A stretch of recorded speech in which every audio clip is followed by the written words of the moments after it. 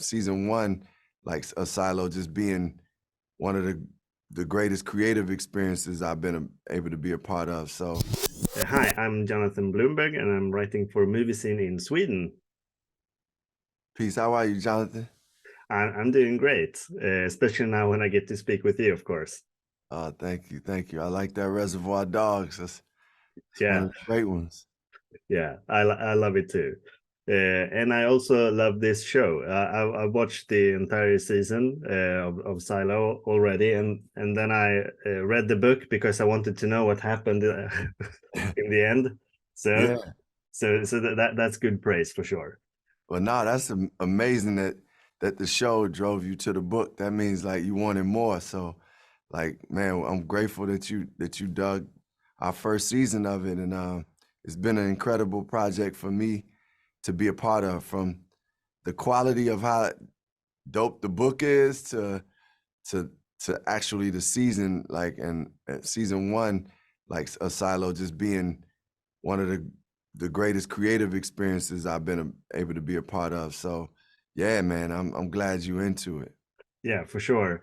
And kind of comparing the book and the show a bit, your character is more present in the show, and I wanted to know if there were any discussions you had in regards to how your character would shape out during this season that you could kind of bring in on your own, or if everything already was put down on the page for you when you kind of arrived into the project.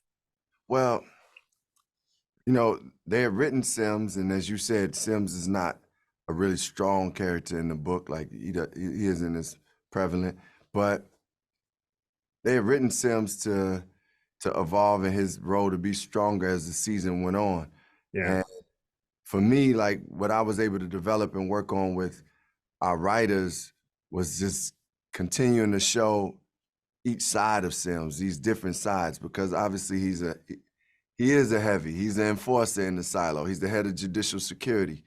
But I was very happy and just pleased that they were like, okay, we're gonna show him as this family guy too.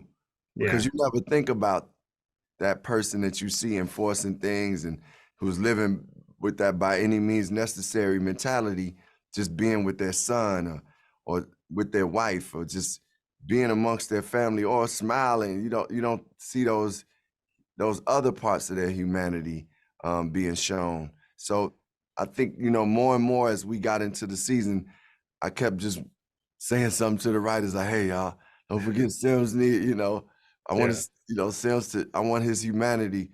And I felt like it's obviously my duty as an actor to express that and to find that, but also it's going to be in scenes that are written where that can be expressed. So I think they did a wonderful job at developing Sims in the first season of Silo. And hopefully if we're blessed with a season two, he will continue to evolve. I hope so too. And for my final question, now we only have like a minute left, but I wanted to know how it was working with Rebecca, since she's Swedish as Yeah. I am. Yeah, shout out to Rebecca and all my people in Sweden. She is one of the realest, one of the rawest, super talented, but just one of the most authentic people I've come across in this industry, and just got so much heart. And I love being around. I feel like she's somebody that I would want to hang out with in any environment. Like, Yeah. because I like true people. I like sincere people, and that's who she is. And she does represent Sweden. Just so everybody knows out there, she got a lot of love for where she came from. And yeah, man, she did a wonderful job in this show as the lead. She just blessed it. So I'm grateful to be rocking with her. That's my people. Yeah, and I couldn't agree with you more. She knocked it out of the park for sure, from what I've seen. So Yeah. thank you for taking the time to speak with me, and best of luck with the premiere. And I do too hope for that second season to come eventually. Yes. Thank you, brother. Bless. Bye.